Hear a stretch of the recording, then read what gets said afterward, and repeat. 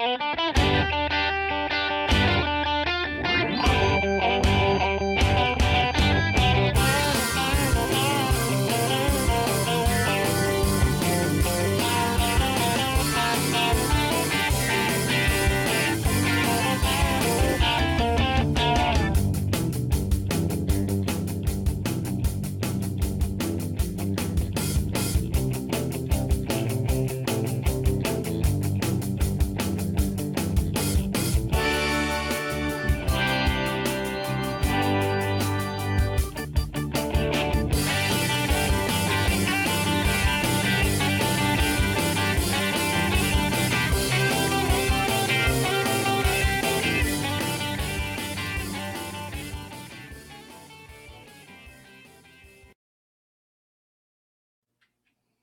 morning, everybody. You are tuned to Computers 2K Now on the Nissan Communications Network. I'm Amnon, your host for the next 2 hours, along with Mike Jorvik. Hello. And Steve is here. Hello. And Spence is here. Morning. And Mike just came in. He did. He did. No one would have known that if you hadn't said it. Yeah. No, I just saw it popping, kind of. That's what I am, a popping kind of guy. Our number is 919-518-9773, Computers 2K Voice on Skype. And this morning show is made possible by Telestream's Wirecast software and is sponsored by Tom Sinclair of Live Streaming Gear. So what's going on, guys? Let's hear something. Was that a live streaming ear or live streaming gear? Gear. Okay. It's gear. It came across as live streaming ear. No. No. Okay. I was incorrect. I malfunctioned. Yeah, but that was not correct. You're right. I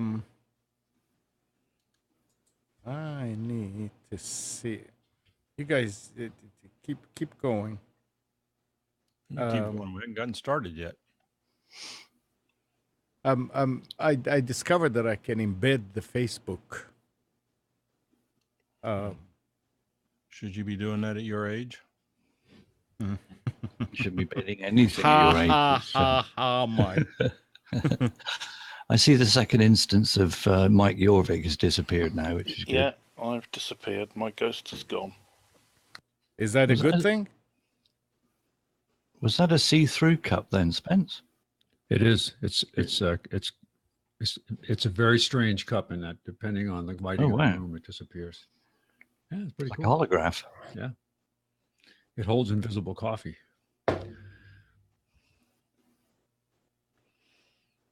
So, what happened in your side of the pond this week? Stupid politicians and stupid elections. Y'all have those too? It's stupid. Well, Nobody got a majority. All this faffing around, and they've said, "Oh yeah, we must have a snap general election," and it was all went pear shaped. It keeps the media busy, though, doesn't it? Oh, yeah. Not really. Over here, if they don't have a story, they just make it up. Well, they don't make it up all the time here. Well, they don't need the truth. They just want alternative truths. Well, we call those lies. Well, it was a lot of fuffle for nothing. Well, for all of us who don't keep up with it, tell us what happened. Well, nobody got a majority to. They needed 326 seats, and nobody got 326 seats. So it's a hung parliament. And I don't really know much about political stuff, so Mike, over to you. Politically, a government can run on a minority. You don't have to have a majority. It's a gamble, of course, because they can be shouted down in Parliament. Their policies could be shouted down by the opposition. But what they've done, they've gone to the Irish the DUP, which are the Democratic Unionist Party, who are the Irish Conservatives. So they're doing a deal. They haven't done a deal completely yet. And that will give them 10 extra seats, which will then give them a majority. So that's a coalition government? No, it's an agreement. Oh. It's completely different from a coalition. What the DUP will do is anything to do with budgets, to do with law, anything like that the Tories, that is the Conservatives, want to put through, they will back. But they will expect us, the English side of things, to give them things in Northern Ireland. So it's a tit for tat thing, but it does give the Conservatives a majority. Well, it depends. Do you guys use conservative the same way we do? Because apparently you don't use Democrat the same way we do. I heard someone say Democrat and conservative in the same sentence. Yeah, yes, that's what they call themselves in Ireland. The Democratic Unionists. Unionist is because they're in the union. They are the UK Unionist side of Northern Ireland. You've got two sides. The Catholic side, which is Sinn Féin. Now that side wants complete integration with Southern Ireland there. And then the other half are the Unionists that want to stay part of the UK. That's what divided Ireland for hundreds of years. That's the problem. Well, so we very, very simply explained, I guess, based on my understanding, we define conservative as wanting smaller government instead of bigger government. Is that your definition of conservative there? Conservative is, it's been in politics for, let's see, over 200 years. And I think it was the difference. The difference was they used the word conservative for right wing and they used social for the left wing. And that's really what all it's about. Well, it sounds the same. It is it's a play on words, isn't it? Probably your conservative probably isn't exactly the same as the way we use the conservative word, but that's basically the difference. Conservative are right, and socialist, Labour are left. So, who is winning here, the Conservatives or the Socialists? Yeah, the Conservatives in the election got more seats, okay, than the Labour Party. Got it. And first past the post is our system. So the party with the most seats takes the government. So although it's a minority, the Conservatives can take the government. So go ahead. I'm lost. I mean, if they got more seats, how can they be minority? Well, because they don't have a majority of members. I get that. Yeah. But if power is relegated to, look at it this way. Let's compare it with a standard election process in that in some over here, various states, counties, municipalities, they can vary the way they do their elections. In some places, for example, if you have 5 people running for a seat, the candidate with the most votes wins. If that candidate gets 40% of the vote, he or she wins, even though it's not a majority of the vote. It's the highest vote getter. However, in other elections, they require a majority to be able to seat any one of the candidates, in which case, typically they will take the 2 highest vote getters and have a runoff election, and the higher of the 2 will by default have to have a majority, in which case they will be seated. So what it sounds like to me is that the system there is set up such that in the first circumstance, the party with the higher number of seats is going to take control as if they had won a majority, at least to some extent. Correct. Okay. So what's the problem? The problem is because it was nip and tuck, the Conservatives got something like, I think it was 42%, and the Labour got 40%. So it's a near miss. That's a landslide in the United States. But what the Labour Party is saying is that, in their opinion, because they were the underdogs and came from nowhere, anyway, they should have won any rate, and they should be the government. So it's just a political argument. That's But the statute, if we got a statute, is there such a thing as a statute in this country? The person with the most seats gets the government. So there's no real argument. okay. All right. But it's got a political row. It's in the media. There's all sorts of mud being slung, and it keeps people busy. You know, you may not have heard about it, but we actually had a big election over here last November. No, we didn't hear about that, did you?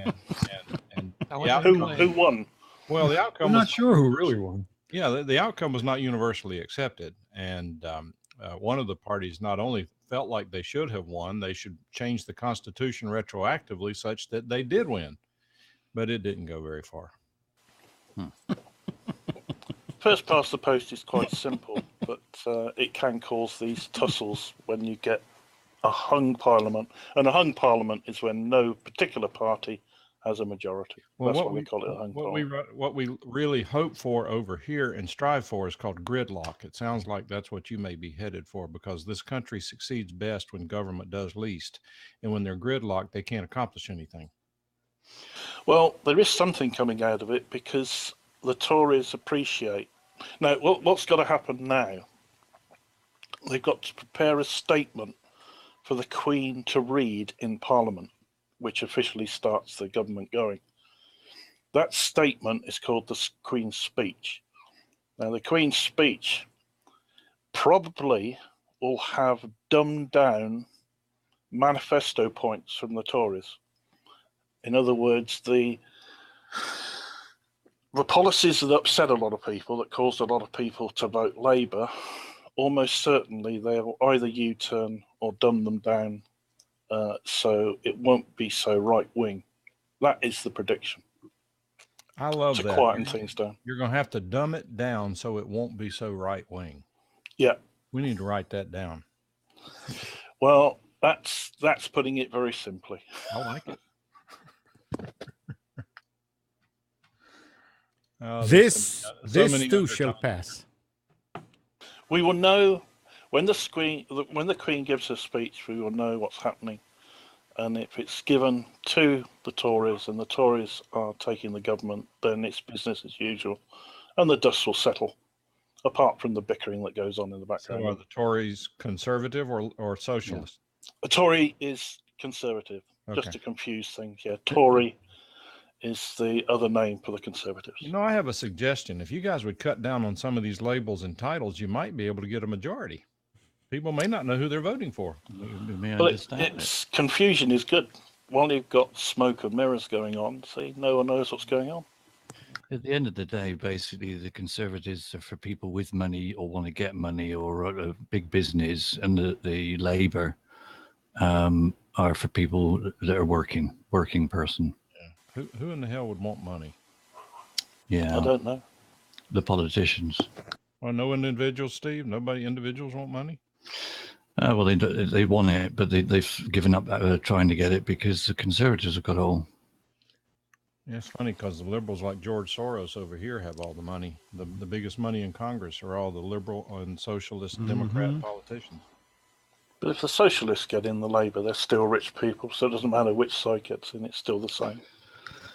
Yeah, but the policies are more geared towards the average person than the Conservatives, which are more for the rich people and business and buddy.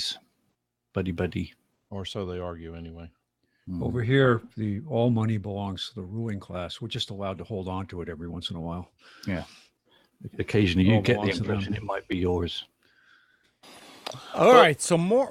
Just one thing, just quickly. The EU, of course, going on in the background, we're going to leave the EU. According to the EU, they're not particularly worried what goes on in here. All they want us is to get back on the table and start discussing the Brexit leaving. So, is that going to happen? Yes. Because the Conservatives and the Labour Party, both in their manifesto, are to pull us out of the EU. So with 84% of the voting people voting for either of those parties, both parties are to pull us out. So we're leaving anyway. So that's a mandate. That's a mandate. So Got a couple of years to get The way out. they talk about it over here, it's like, oh no, it's all in doubt now. It could fail, and they're going to push That's it the back. Remainers doing that. Yeah, the people that want to remain are the ones that keep throwing the spanners. But to be honest, nothing will stop it now because both parties, whoever gets in, are going to pull us out of the EU. So I would ask you, and we'll get off this in a second, but I'm really intrigued by all this. So are you and Steve in favor or not in favor of Brexit? I'm personally in favour. Why? Not because of the immigration, like a lot of people think. It's mainly because control of this country is slowly dissolving into Europe. Financial control, legal control, and it's all wrong. Steve? Yeah, I'm pretty much the same. The control that Brussels have over the UK and the stupid rules and regulations and acts that they keep bringing in, a lot of it is just nonsensical, and we shouldn't have to kowtow to them and do whatever they say. Not only that, we should be able to go and negotiate with the country ourselves rather than letting them do it. And we can negotiate, in many cases, better deals for the UK. Okay, I lied. I've got another question. So, Uh-oh. So, That's all right. Our Secret Services chopped him off. He's saying bad things about us. they guessed what question he was going to ask and shut him up. Mike, if you can hear us, you froze. Somebody kicked his door in and took his computer. Anyway, he'll come back. He'll refresh. But there was something else that happened in Europe this week. It's been very windy across Europe this week. Yeah. It is here at the moment. So much so, in fact, that the high wind load on onshore and offshore wind turbine across much of the continent has helped set new wind power records. For starters, renewables generated more than half of Britain's energy demand on Wednesday for the first time ever. In fact, with offshore wind supplying 10% of the total demand, energy prices were knocked into the negative for the longest period on record. The UK is home to the world's biggest wind farm and the largest wind turbines. So it's no surprise that this was an important factor in the country's energy mix. Go UK. Negative prices aren't frequently observed. Somebody from the energy trade body Wind Europe said. It means a high supply and low demand. So I guess the prices don't go down, but it's just that there's a lot of electricity, right? A surplus of electricity. Yeah. There's a surplus of electricity, exactly. You know what always gets me when you see pictures of wind farms or when they're on the telly, they always seem to have half of them turned off. You think, well, there's only half of them spinning. If they had them all going, Because they have to be maintained on such a strict basis that the technology is not. Yeah. Now, when they're trouble-free. talking surplus, they can't store this surplus, No, can they? well, some is stored. They some. are looking for technology, but the problem is you can't overload the grid. The grid is the electrical system through the UK, and if they are all going full pelt, it would overload it. Which would then blow transformers, do all sorts of things. So all the wind farms are computer controlled. They're computer controlled to keep them pointing into the wind, and they're computer controlled to decide what percentage is generating at that time. Okay. we It's because the internal rubber band broke. That's You have to. well, no, it's the little men pedaling inside. That's it. We need to improve the storage capability of renewable energy so that we can use it in the times when there isn't any. Or Right. very, That's very little. the thing is I don't know that you can call it high supply, because high supply, when you have it and then you don't have it, you can use from yesterday. But here, it's either use it now or that's it. Well, that's Yeah, the use main it while you got criticism. it or tough luck. That's the main criticism. We had this guy T. Boone Pickens, who was a oil guy go all after wind power for a while. TV commercials advertise, we're going to make it big, we're going to make it big. And after finally studying it, and they realize that, wait a second, there's no way to store that. And it's only good when the wind blows. So it was, they backed away from it and said, well, we don't have the storage technology. Elon Musk is, he's got those big battery pack things that you can store the power from your solar panels on the roof of your house. Yes. So you just need a whopping great battery pack. Didn't Elon Musk supposedly offer that technology, the home pack, they called it, or something? Well, he did get government grants to develop. Well, yeah, but I mean, it was not out of the goodness of his heart. I know that. No. So they need some kind of locations where they need it, some kind of huge truck that's just a big battery. Yeah. And drive it where it's needed afterwards. See, the thing is with the British Isles, wind power is a good bet. We're basically optimizing on our bad weather. Basically, the wind blows a lot. Summer, winter, all seasons, the wind blows quite heavily here. And where I am, I notice a lot of farms and small sort of places, rural places out in the countryside, have their own generators. They have their own wind generators. And even on a summer's day, they turn. They turn not 24/7 every day, but they're turning the majority of the time. And I think that's the good thing about the island. It has these winds blowing all the time. Mm-hmm. And most of our wind farms are out at sea. They're actually standing on stilts out at sea. So it does pick up wind quite a lot. There was a unique project here that happened in the 70s, and I believe it's still functioning, upstate New York.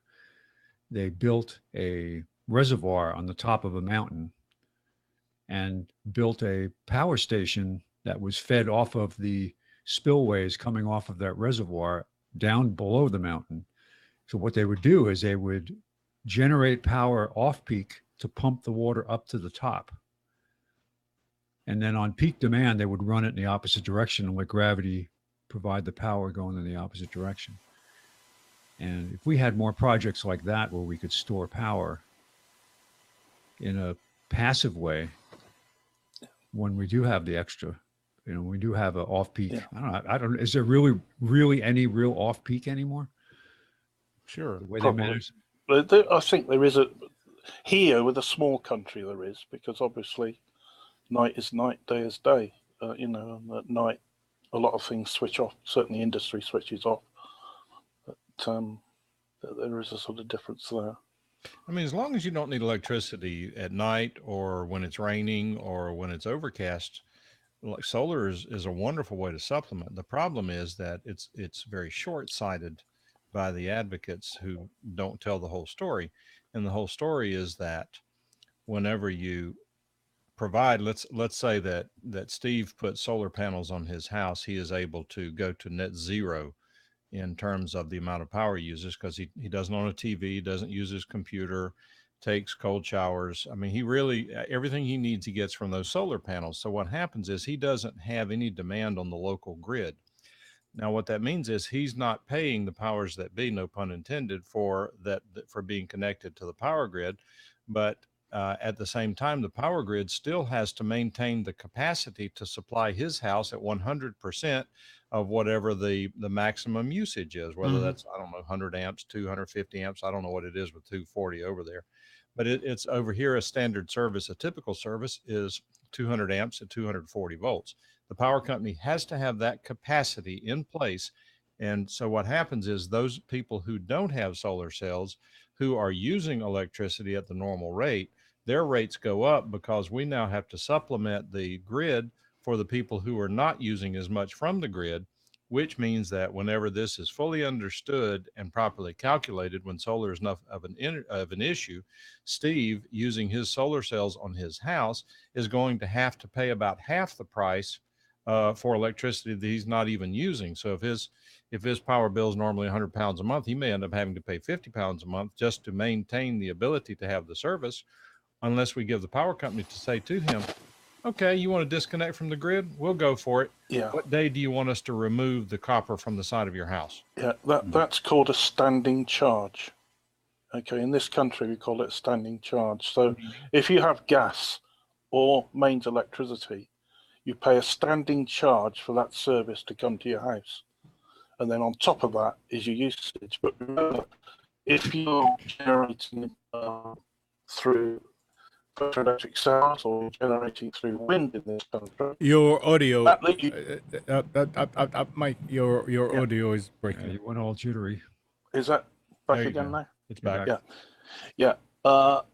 What you overgenerate goes back into the grid, and the electric company gives you money back, because your meter that meters everything, it goes forward in the company's direction when you take it from them, but it reverses and credits you when it goes the other way, and the companies actually give you money back if you're overgenerating.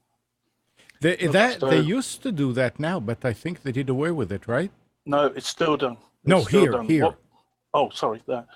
But like I say, what Mike's right, he's right in saying, to get electricity and gas in your house, everybody has to pay a standing charge, and that gives the companies the money to actually get the infrastructure. But here's my point. That standing charge at this point, there's not enough background, not enough history, not enough accounting has gone into determining what that real charge is.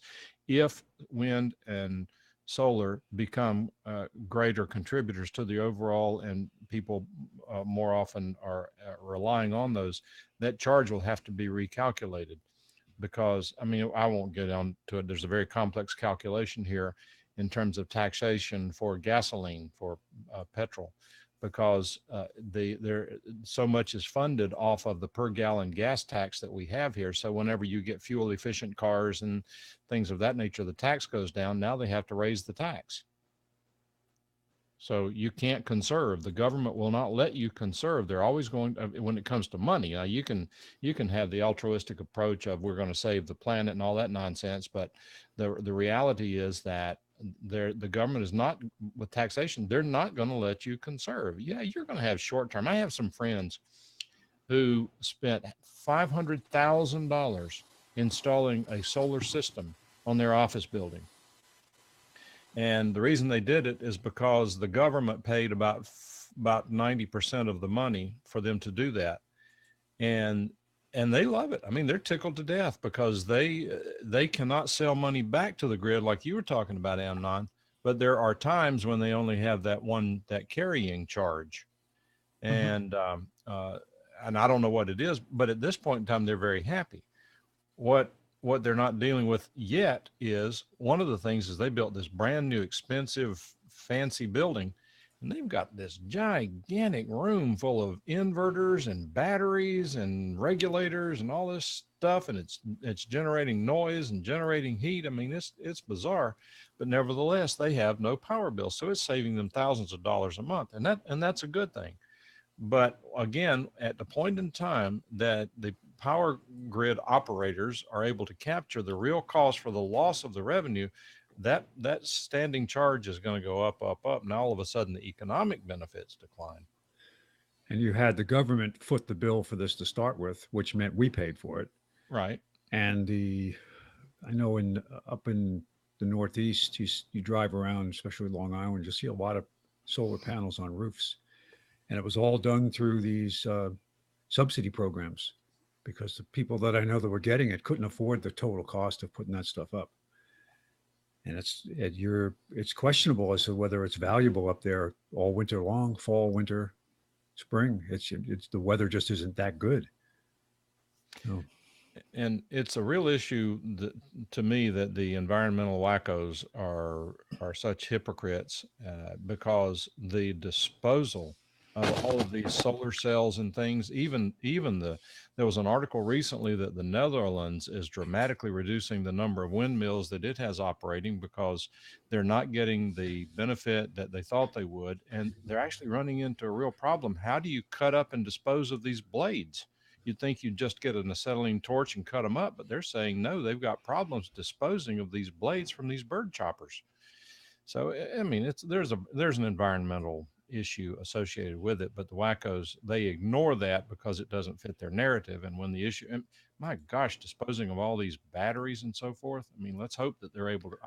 I'm not an environmentalist, but I'm a big fan of recycling batteries because the stuff in batteries is nasty. You don't want to put that stuff back into the environment at any level. Mm-hmm. But I'm not so sure that recycling is where it needs to be. Yeah, we're going through all kind of iterations of try this and try that, and let's try this. Oh, and this works, and that not a time will tell. It's not an answered question. You're absolutely right. Yeah. All right. Couple of things back to technology. Well, that was technology. Yeah, I know. Oh, yeah. I mean, computer technology. These things First- are operated by computers, Amnon. No, they're not. They're by wind. No, they're not. They're operated by computers.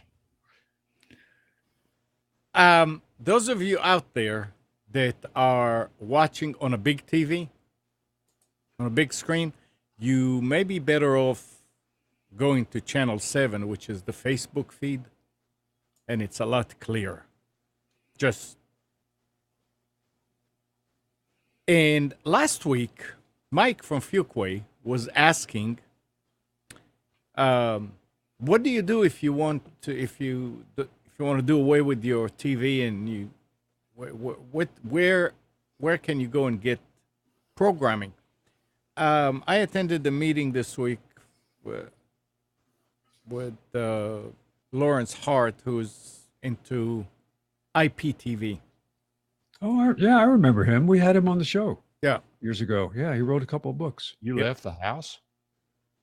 Yeah. Wow. Yeah, Kathy was here, so it was fine. Oh, okay. And one of the things that sticks in my mind is, I mean, it's still not there like we think. I mean, and it's true. I mean, I was talking and I was saying that, yeah, we were thinking that it's going to cost more at this point to start and then realize what you want, what you don't want, and so forth. But there's a great site that you could go to if you don't mind ads, and it's called TubiTV.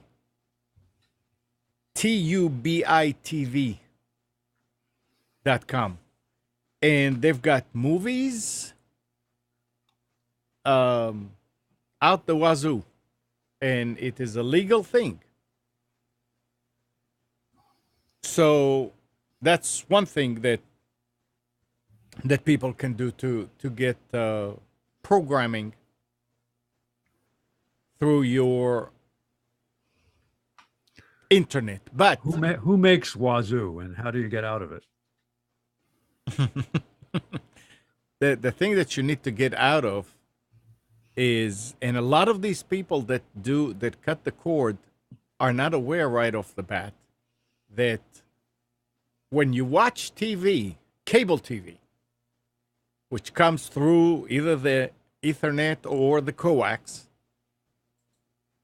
it doesn't use any bandwidth that you are charged for.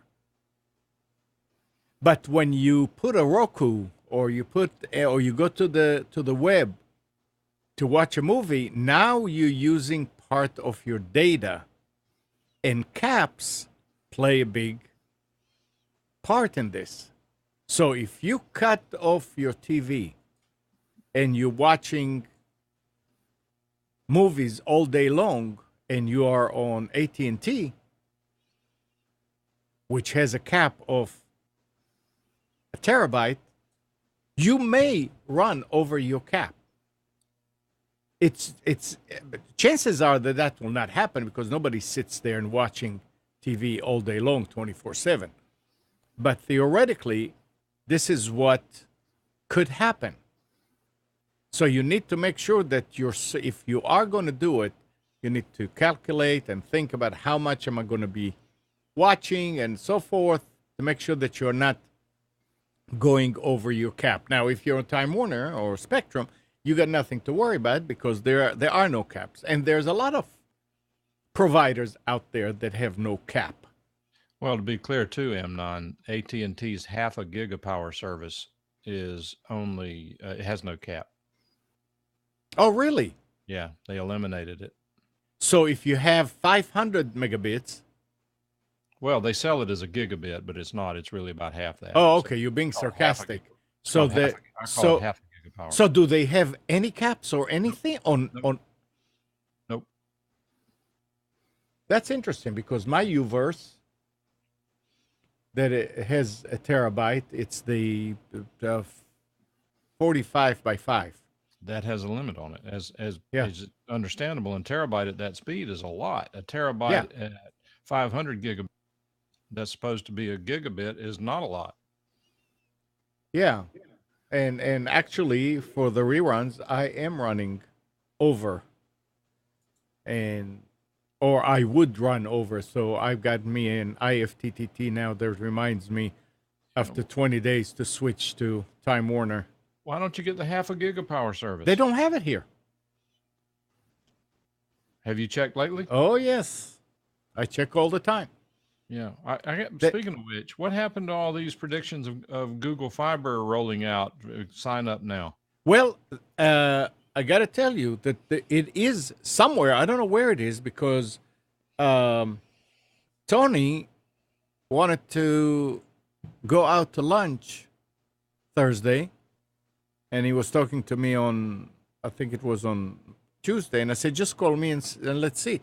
And then Tony, who got me into the buzz back when, the early days. All right. And then he sent me an email. He said, no, this Thursday is not going to work out because Google Fiber is coming to install and the wife wants me to be there. All right. I didn't ask him anything. I was busy, but he's in Cary. Really? Yeah.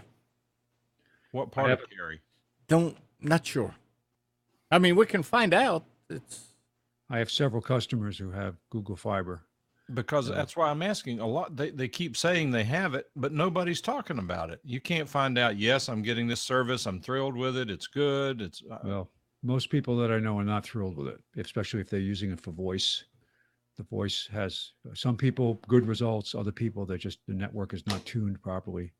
And having all kinds of jitter issues. And I installed one of those Ecobee thermostats at a Google Fiber home last week and had all kinds of problems with their router, their wireless router, with the 2.4 network disappearing. Had to reset it, go in and reconfigure it because I couldn't connect the thermostat to the 5 gigahertz network for some reason, just wouldn't connect. And so I had to connect it to the 2.4 network to get everything to work. Took about an hour and a half to figure all this out. Interesting. Yeah. But the person one person I know who has it likes it. Another person I know who has it wants to have it pulled out. Actually wants to have it pulled out. Yeah, because of voice issue. They use, it just does not work. Now, when you say voice, are you talking about VoIP or does Google have a proprietary telephone protocol like AT&T? No, well, they have their own TA. They have their own voice adapter that plugs into the router. Separate, it's not built in. So it's not clear? It's not true VoIP. I don't know what technology they're using. It's got to be voice over IP. I just don't know if it's proprietary or not. But they're delivering. They have a TA and they're delivering, analog voice to the house, and they ported the number over, and they're having all kinds of issues with jitter. I tell you, I have been using voipo.com for a long time, and I now have about 6 numbers with them. I guess it is through the various issues I'm involved with, and it's been great. I mean, it's just worked extremely well. I had my first problem last week. Hopefully it will be resolved later today. But I really like the reason I like VoIP so much is it's dirt cheap. You have a lot of control through the web interface for the service. Right. And so far it's worked well. It's not as good as an old copper phone line, but neither is a cell phone. Yeah, it works. Well, Google bought Gizmo years ago, which was a VoIP client or VoIP software. That's probably what they're using, the technology from years ago. That's why it's not working very well. Yeah, there's a lot of different A lot of different formats of voice over IP, apparently. Yeah. It's not what you would call a standard. No. So, yeah. So TubiTV, you can get a bunch of movies and programming from. For those of you that want to cut the cord, or the way that Lawrence was talking about it, cord shavers. They're shrinking their cable service and go to the internet for what they're shaving off. So it's what was the link? What was that called again? Tubi, TUBI TV, TubiTV.com. TUBITV.com. However, a lot of people can afford these latest prices. I mean, if you read on nextdoor.com, which I do a lot, I strongly recommend that site. If you're not a member of it in the United States, I don't know if they do it in the UK, they may. Nextdoor.com, you sign up for your neighborhood. And a lot of people are they've got good incomes, but they're quoting that they're getting figures of something like $205 a month just for TV and internet from Time Warner. You know what? I can afford that. I ain't paying it.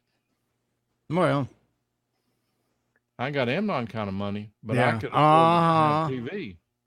Right. I'm against paying monthly fees for anything. But the competition here keeps the prices down. It's usually around £50 for a complete package. For well, but I mean, how many channels in your complete package? How many channels are there? 500. Yeah, I mean that's probably the same here. And out of all 500, how many channels are actually worth watching? Well, there you go. A lot is repeats and stuff like that. We're at about. But there's quite a few. What is increasing is the amount of HD channels. They're increasing all the time. Everything here that is of any consequence at all is HD. In fact, they have on the lower channels on AT&T up through, I think it's below, it may be below 100, but it may be below 1,000. But they're still on SD, but they also have the HD channel in higher numbers. But we got something like 180 channels come through from the land transmitters to an ordinary TV service. For the Freeview transmitters over the air through your antenna, there's about 250 channels, I think. If you count the radio and the data channels, yeah. But the vast majority of them are repeated channels like Challenge and Dave. And it's so many there that are repeated from other vendors and just being reshown. But various companies are jumping onto it, aren't they? Sony's got a channel now, and people like that are jumping onto it. But there's a saturation point. There's a point at which, if you have a significant viewership through the system, you've got about 1% of the viewers. I'm browsing through the TubiTV library here. And anybody ever shop at Aldi? Yeah. Aldi's a great store. I think it's German based, and you go in there and they have most everything, but it's kind of, the brands are not what you're used to. It's a lot of, you walk up to a box and it looks like, oh, that's Kellogg. No, it's a different brand, but it looks similar. So what do you see here? I'm seeing like lists. I go to the TV comedies and I'm looking at this. It's like going to Aldi, where there's no names that stand out. Oh, there's my favorite TV show. Some older ones that I recognize, but it's like going to Aldi and saying, well, it's a cereal that's round and looks like a Cheerio, but it's not a Cheerio. It's a good buy. All kinds of titles here. It's like, I've never heard of any of this stuff. It's like a whole other universe of shows that I've never heard of. That may be a good thing. Oh, it could, yeah. I'm not saying it isn't. I mean, there's a couple of shows that I recognize that are older shows that are here, but some of it is like, it's all right. But hey, it's free, and if you're interested in finding out, looking for new shows to binge on, there you go. All right, now listen to this thing here. Facebook applied for a patent to capture pictures of a user through their smartphone. The creepy designs, which date back to 2015, were discovered by software company CBI Insight, which has been analyzing Mark Zuckerberg's emotion technology. Patent documents contained illustrations showing a person holding a smartphone with a camera taking a picture from which emotion characteristics like smiling or frowning are detected. If the person appears to like what they're seeing, Facebook could place more of the same type of content in front of them. Patents don't always make it through to the end product, so it's not clear whether Facebook will bring out this feature. But the researcher at CBI Insight warned that the plans could put a lot of people off using the service. Facebook appears to have tested out similar technologies to work out which emoji to send to people using a selfie. So now it's not just by what you do on the web that those the cookies that are there, that information will follow you, but now it's what is your expression on your face. Oh, he likes that. Let's give him some more of that. That would work with Tinder. Instead of swiping, you just smile or frown at the picture being shown. Yeah. Keep your hands free for other things. Right. And let's not go anywhere else. No, I'm not going any further with that. 919-518-9773. Computers 2K Voice on Skype. Call us, make comments, ask questions. Come on, you guys.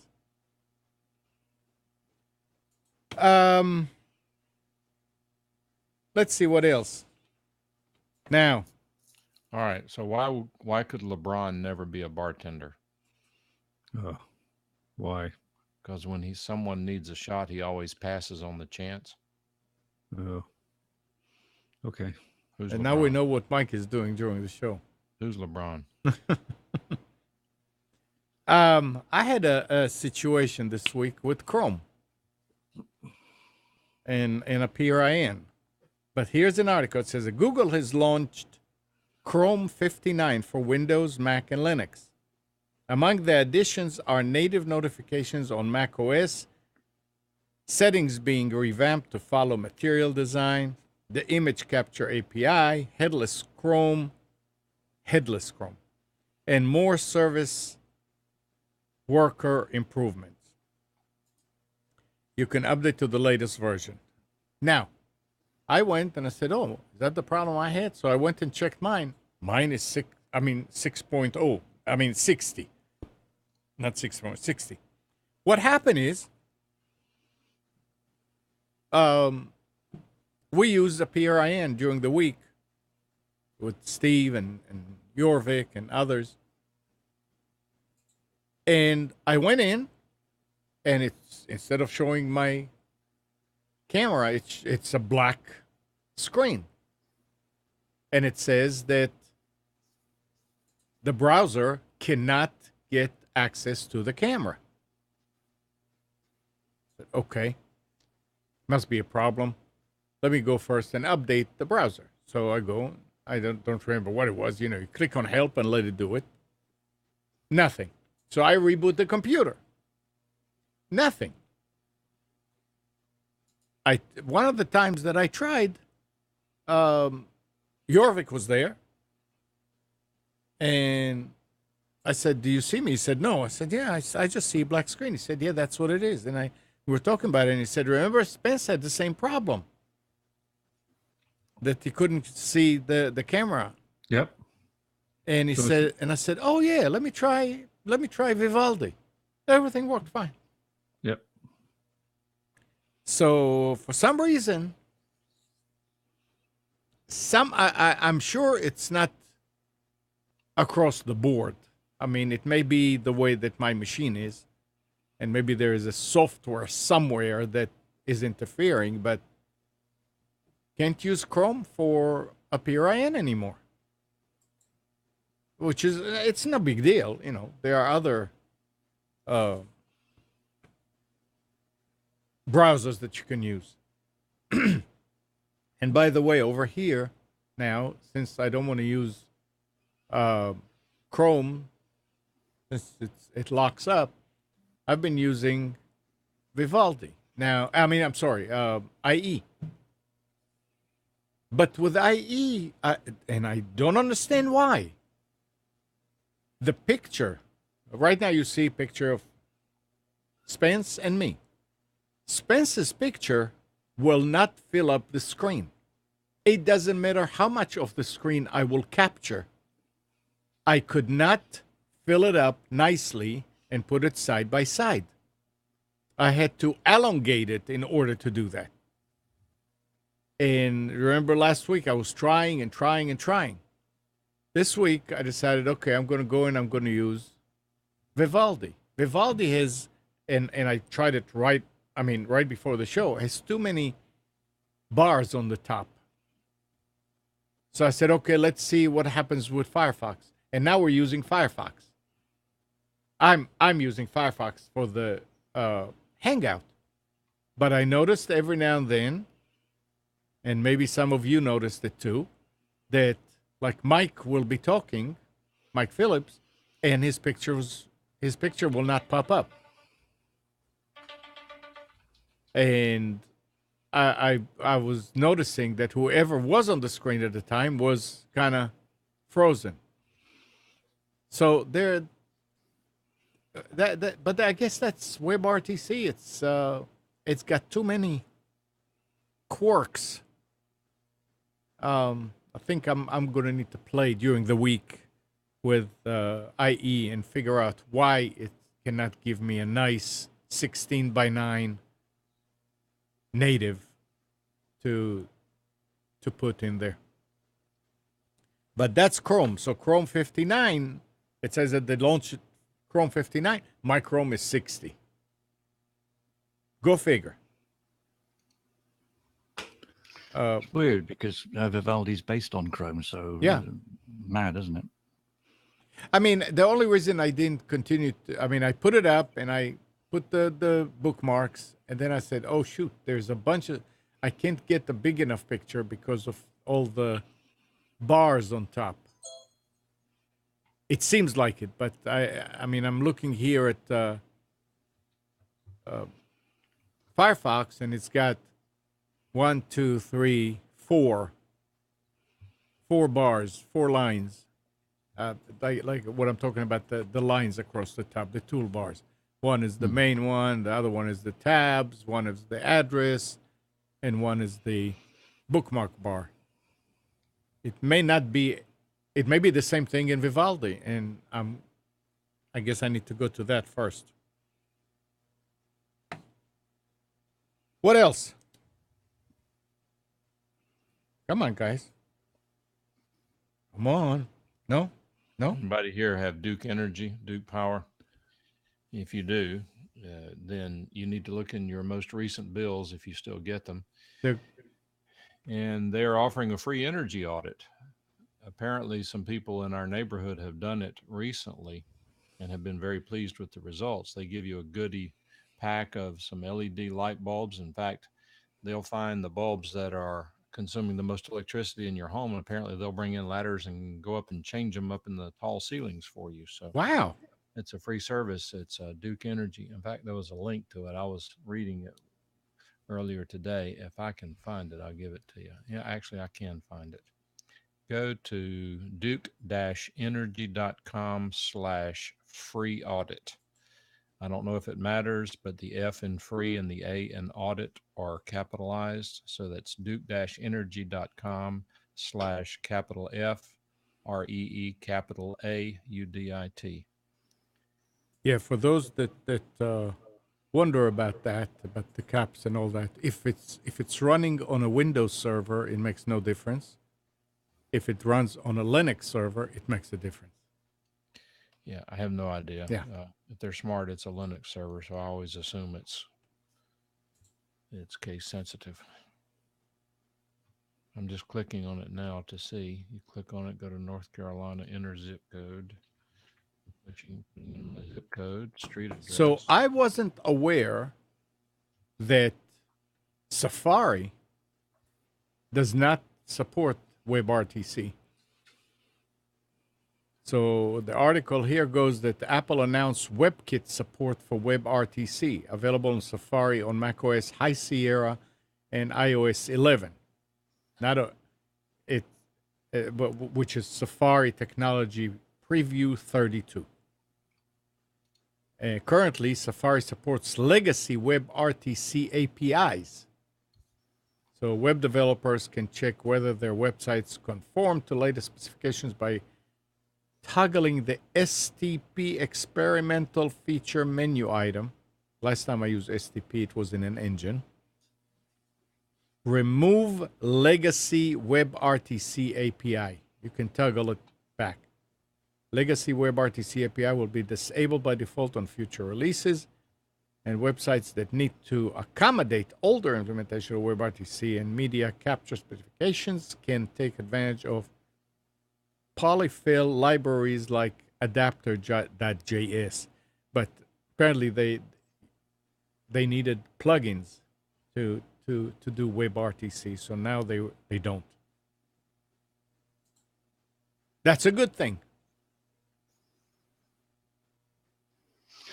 Going back to Vivaldi, Yeah. have you tried pressing the F11 key and it gives you a full screen, but there's no toolbars or anything else showing? No, I did not. I mean, but I do want the toolbar at least, because that's how I switch between the two sessions when we go to the specials. Just press Tab and Shift Tab. All right, I'll try that.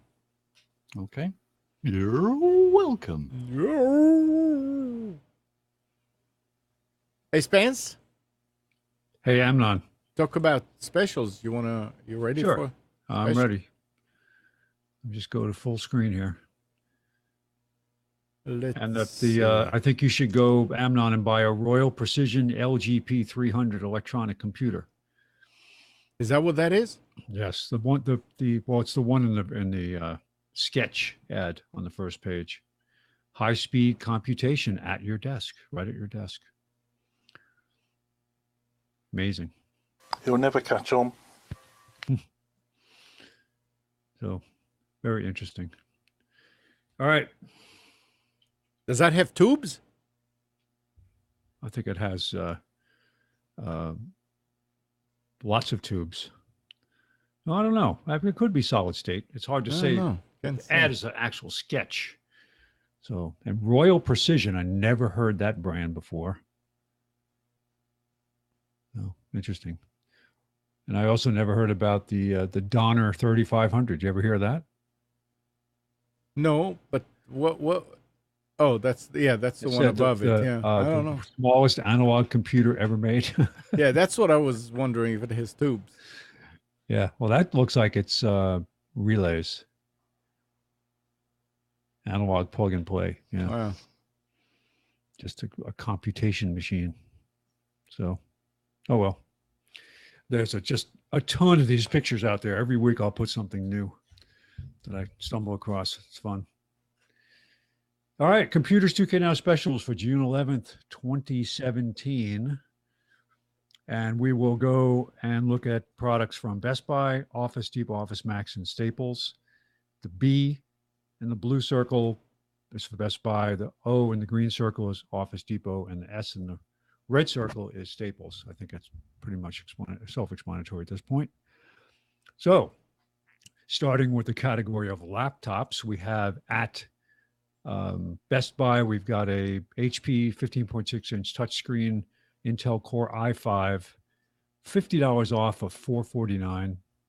Lenovo IdeaPad 110 i5 at Office Depot for $379. That's $220 off the regular price. And I took a look at this machine. It's pretty popular. It's not considered necessarily an ultrabook, but it's close, lightweight. And we've got a Dell laptop with the Intel quad-core Pentium processor, the 37. I'm not sure which 3700 model it is, but this is $110 off, $239. So this is a great machine for casual use around the house. Use once and throw away. $100, $110 off for $239. Desktops, all-in-ones at Best Buy. We've got the Lenovo Idea Center AMD A12 series, which is just shy of being, well, isn't that A12 a new? They came up with some, they have an A9 now, mobile processor, a couple of new brands in the A series. But that's up there, A12. It's at least a quad core. $449, $80 off. At Best Buy, Office Depot, we've got Dell Desktop Core i5 for $549, $130 off. And if you're looking for an all-in-one, this is a machine I've recommended before. HP, a 22-inch all-in-one with the Intel Pentium 3710 quad core, $349, $95 off. Great for a shared family machine. That's available at Staples. Tablets. Best Buy has a Samsung Kids Galaxy Tab E Lite, 7-inch tablet, 8 gig of memory for $99, $30 off. Office Depot has the New Vision Wi-Fi tablet, 7.85-inch screen, 16 gig of storage for $59. That's $60 off, half price. And Staples has the Samsung Galaxy Tab S2 9.7-inch tablet for $399. That's $100 off the regular price. Moving on to networking. At Best Buy, we've got the Linksys Velop Tri-Band Whole House Wi-Fi system. This is a mesh system. This has got 3 base stations, one of which is one you plug into your wired network. And I believe you can plug more than one in. But the point of this is to build a intelligent mesh throughout the house and have them communicate with each other and maximize around interference. $449 for the 3, save $50. If you're looking for a good deal on a second router for your home, or even a primary router, this is a good deal. This is the TP-Link AC1200 Archer C50 router, dual band router, basic router, but still a good one. $49, $10 off. If you're looking maybe to put something on the other side of your house that you can actually have a wire going to expand your coverage, instead of using a range extender or something like that, this might be a good choice. Wasn't Archer the Radio Shack name brand? Yes, yeah, it was. It was. Yeah, yeah. I don't know. I don't know how they got around that, but I guess it's a different product line. That's at Office Depot, Office Max. Staples has Netgear DOCSIS modem. This is a 16-channel capable of over 600 meg for $69, $10 off. So if you're paying for your cable modem now, a monthly fee to rent it, you can buy your own and recover that money less than a year, I guess. Yep.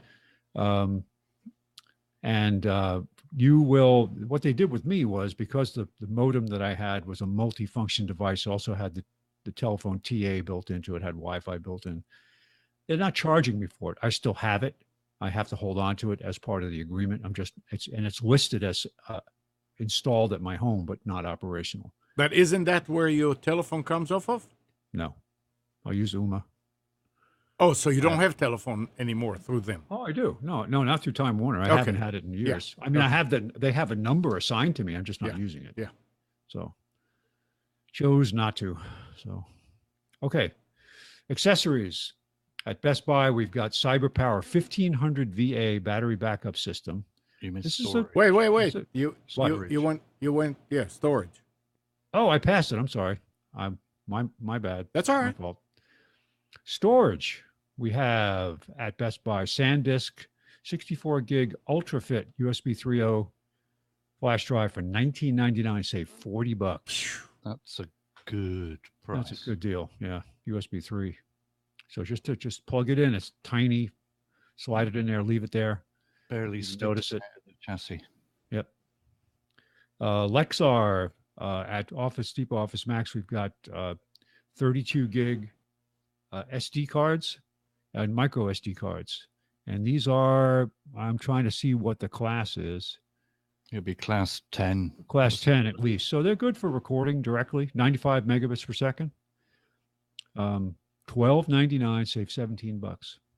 And that comes in both the SD format and micro SD with adapter, SD adapter. So you can disconnect it from your tiny device and put it into your SD slot on your laptop or whatever to read it. Staples has a 2 terabyte Seagate backup plus portable hard drive for $79, 2 terabytes. It's nice to see more manufacturers coming up with a 2 terabyte one now. I've got a 1 terabyte and it's full, so I'm thinking of going with a 2. And there's quite a few manufacturers with them now. I saw one, it was a 4 portable, but it was thick, so I suspected that it was actually 2 drives stacked. Yeah, I think 2 was the biggest I'd seen, because there's portable, which is run off the power off the device, and then external, which has got its own power brick. Right. Usually larger form factor and not intended to be moved. No. Yeah, desktop.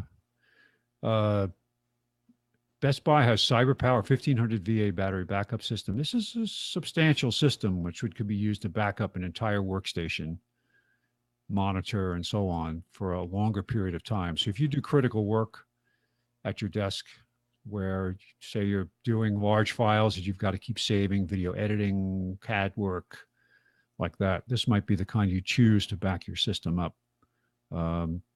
1500 VA is how many watts is that, Amnon? It's about 900. Yeah, that's a lot of power. Or 1100, something like that. Yeah, it's a lot. good. It's very nice. Yep, $20 off, $139. I threw this thing in, this next thing, Office Depot, Office Max.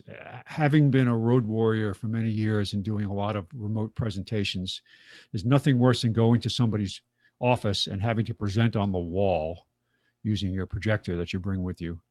And so what this is for those of you who do this type of thing, Epson Accolade Duet Ultra Portable Projection Screen, $149.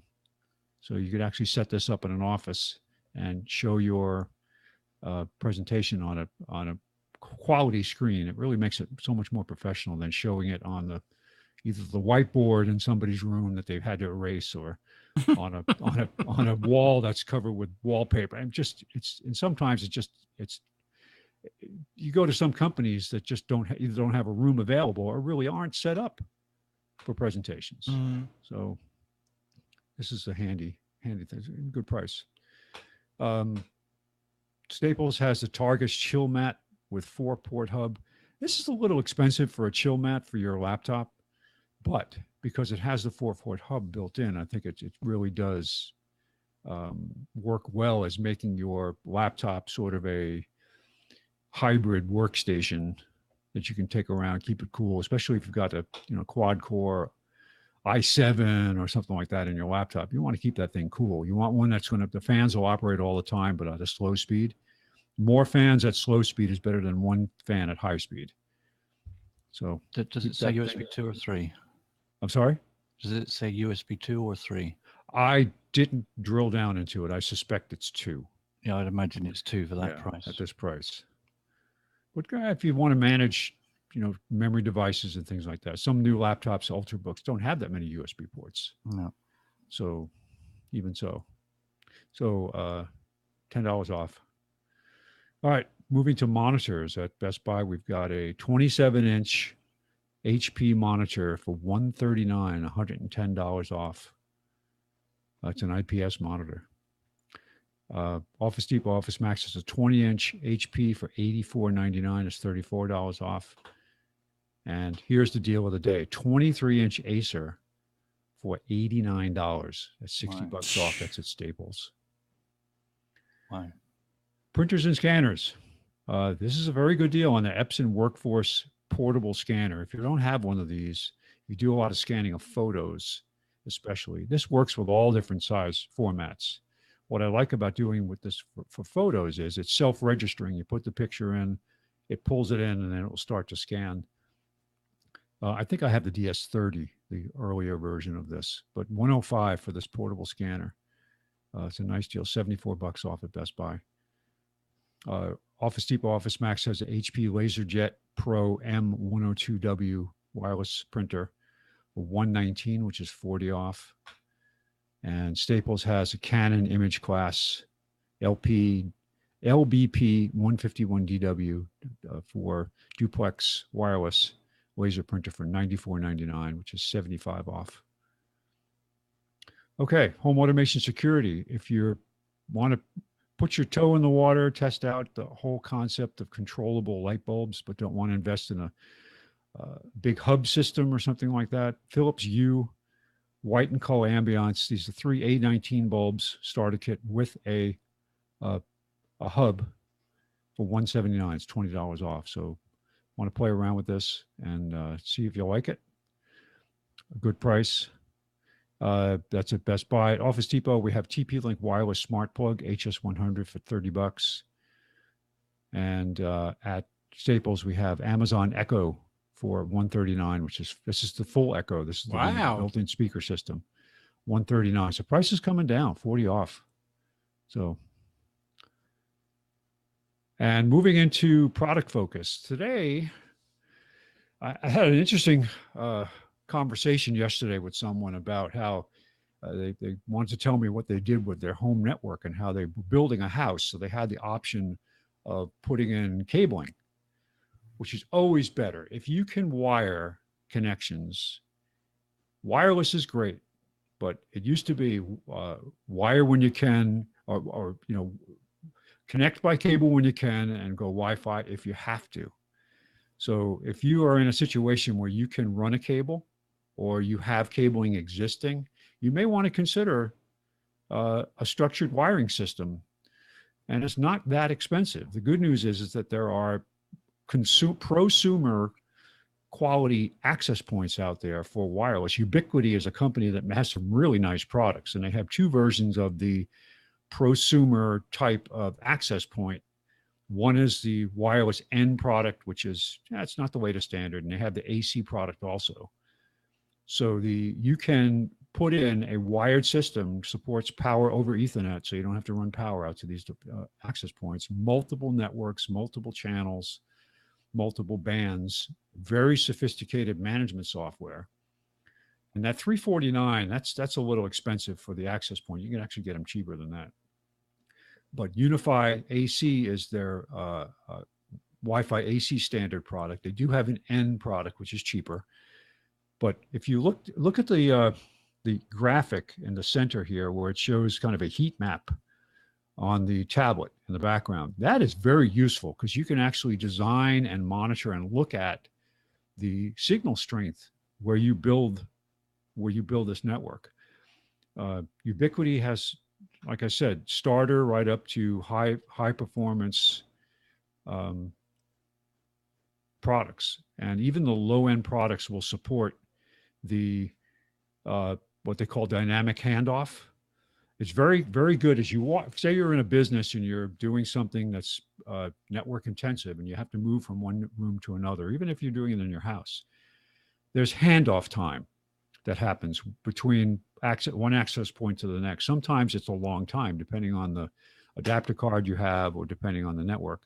If you can load a driver on your PC and then also have a network that supports fast handoff, you can literally move around the building and never know that you're moving from one access point to the other because you're already pre-configured and pre-authorized to be on the network, so that actually the APs hand you off. It's not done by the operating system, which is very handy. Okay, so it said the question is wire to wire or not to wire. That is the question. So wire if you can, and even if you're just installing good old consumer version wireless access routers, great. But the fact that it's wired is great.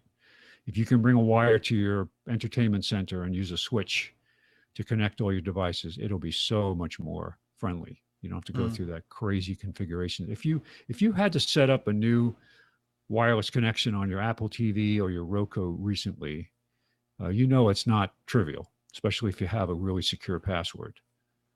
But Ubiquiti also makes a wireless mesh product that's intended for the prosumer, and it's called Amplify HD High Density Home Wi-Fi System. again, high-end features, high-end usability tools, and a great system if you can't wire. So check out those products. And if you have questions about designing a Wi-Fi network or designing even a wired network, call in. We'd be happy to answer your questions. So that's it for today. Computers 2K Now Specials, June 11th, 2017. Thank you, sir. I really like this Amplify home Wi-Fi system. It's compatible in price to the other systems, but it really does have some great features. And Charles in the chat wants you to talk about Uma. Uma. Oh, she was married to Charlie Chaplin. Now, Uma is a voice over IP service where their main claim to fame was if you bought the hardware, the terminal adapter, the TA, you would just pay for the basic service, the regulatory fees per month. So it's about $4 a month I pay. I don't buy the premium service. Premium has lots of good features. They have what is the call blocker software, Amnon, you could turn on? Yeah, it's still only, what am I paying them now? $4 something a month. Over and above the regulatory fees. Well, I mean, my whole charge to Uma is $4 something. And you're getting that, you're able to turn that on your account. Yeah, you know what? I didn't think so. I thought it was you had to buy the premium package. I did, but I'm wondering now that you mentioned it, if it went back to standard thing when I had to renew. That's interesting. I'll have to check. A friend of mine just switched over to Uma. He's got a lot of latency in his calls. It could be the network. It could be a lot of things. I have good call quality. I've never, in the beginning, I did have some jitter, but I don't notice any latency. There's like a half to 1 second latency, and he's on AT&T fiber. Yeah, something's not right. It could be anything though. It could be anywhere in the network. It could be a bottleneck. It could be the box itself needs to be rebooted. Yeah, and you're supposed to set up prioritization for voice traffic. Now, if your network you're on does not support prioritization, everything is best efforts. So you're screwed. So I'm just saying I've never had the problem with VoIPO. Now, it may happen to starting tomorrow, but so far I haven't had it. No, I've been good. I've had Uma now, so going on 4 years. And I've got 2 lines on it. You can add a second line. Yeah, I have the capability. Second number. TA. Yeah. Yeah. So, but the thing about it is everything costs you. I mean, normally if you want to port your number, it doesn't cost anything with other companies. With Uma, it's $40. It's a one-time fee, but it's you have to look at what you require. With VoIPO, you can have 2 lines, but it's 1 number. So if it's actually sort of like on my VoIPO, if you call the business and I'm answering the phone, and then somebody else calls it, it rings the second number, and you can actually put somebody on hold and all that sort of stuff. But it's 1 computer. One line really. Sorry, 1 number, 2 lines. With Uma, it's actually 2 separate lines. But again, you have to buy a piece of hardware from them for the second line, because there's only a place to put 1 line into the Uma TA. But it works. Yeah, I do need to look into that. That's a good point, Spence. I didn't think about that.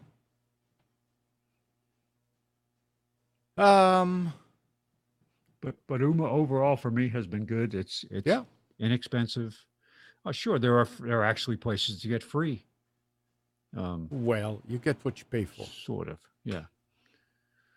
And you don't need to buy the hardware from them. And not only that, but I mean, when I went with them, I looked on Amazon and I saw the box that they would have sold me for what, 129 or something like that, was 79.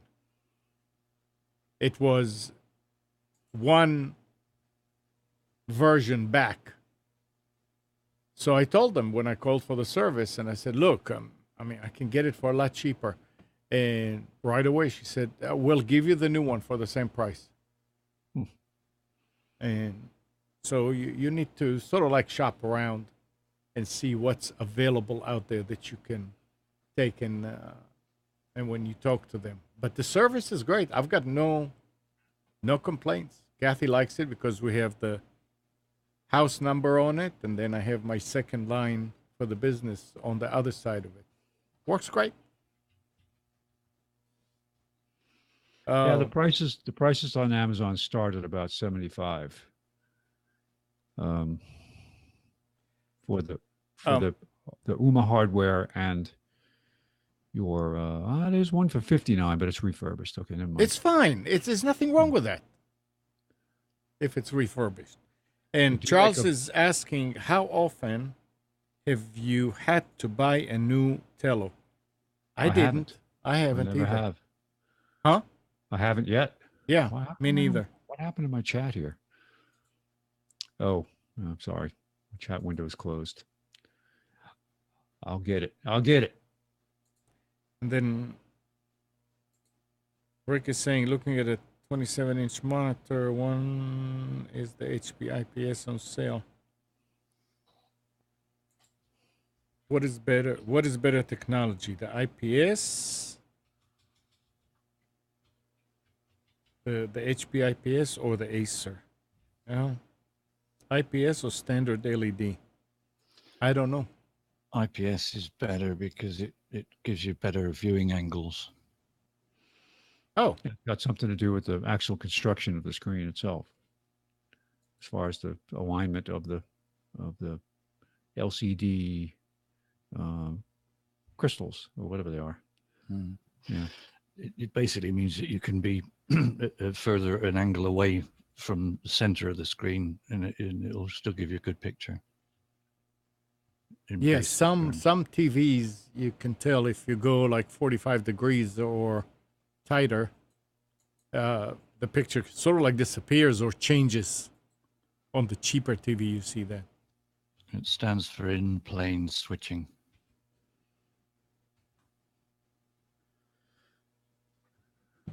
In plane, so you don't have to get out of the plane. You can stay in the plane. No, and you don't need That's to good. use the air mask that comes down.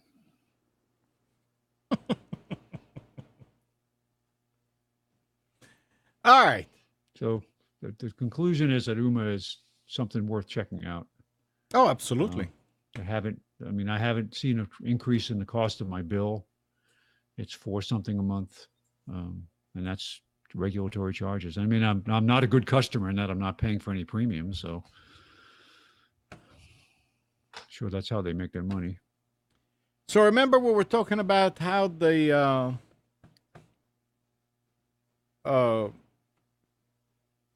European Union and how we decided here that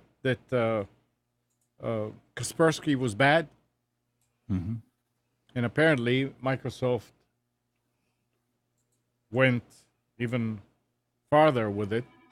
So Kaspersky sent a formal complaint to the European Union and German antitrust regulators saying that hurdles created by Microsoft limit consumer choice and drive up the cost of security software.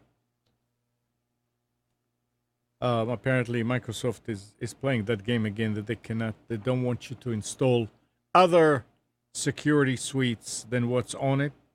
And I remember in the early days of 7, in the early days of 8, you had to go through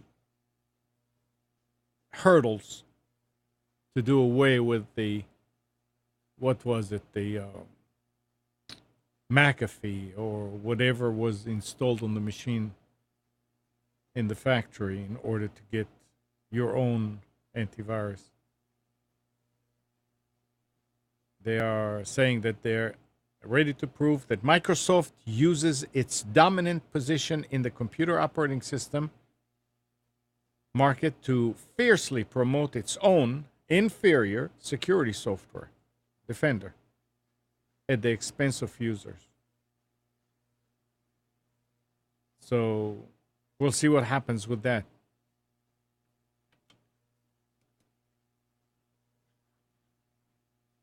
Yeah, is everybody? I don't necessarily No. think that Microsoft's security is inferior. I don't know. I think it's good to with supplemented with other things. It's great. But you can't supplement it with other thing. I mean, I mean doing other types of scans. yeah, okay, Using, yeah. Besides just using that scan. Right. That's what I mean. Run other things too. Run malware bytes. Yeah, absolutely. Run every once in a while. Not everything is going to be caught. It's good that it's in the system built in, but so it's better than nothing. But yeah, it's far from perfect. Yeah. Well, nothing is 100%. No. But Now, I don't know compared to nothing better. how many of you are using Amazon storage. So it looks like Amazon is killing off its unlimited storage plan and replacing it with a 1 terabyte plan for the same monthly cost. Amazon had the best deal in online storage, unlimited backup for $59.99, but now unlimited is out. It has been replaced with tiered pricing, the system used by Amazon's rivals. The new rate announced to customers Wednesday is now $59.99 yearly for 1 terabyte of online backup, with each additional terabyte costing an additional $59.99 annually. And they also introduced a lower price tier for 100 gigabyte storage for $11.99 a year.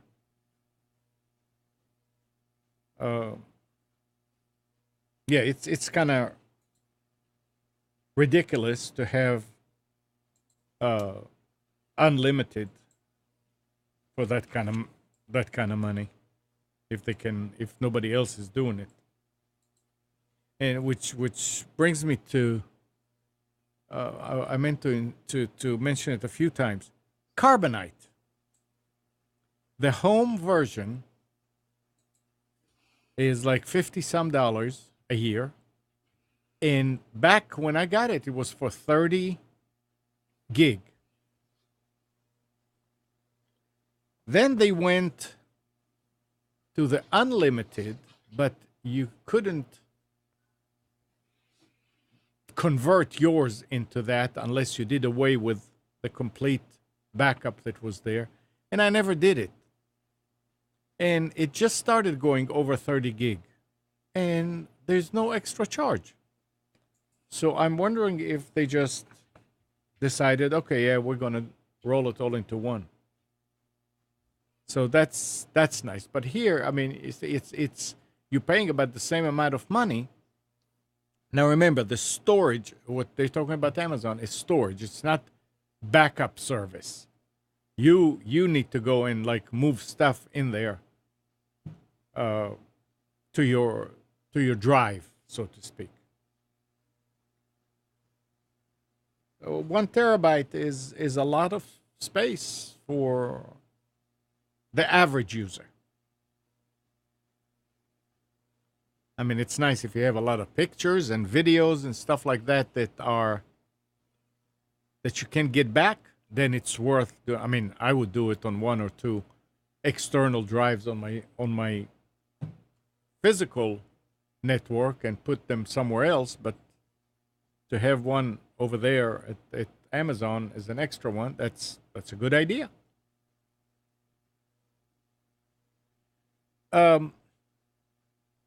Who's anybody I've never heard of it. Docs.com, a Microsoft service for file storage and sharing service called Docs, DOCS.com. Anybody heard? Not heard of it. No. Never heard of it until then, until this story I saw yesterday, and it says they are going to close it December 15th as a result of its $26 billion acquisition of LinkedIn.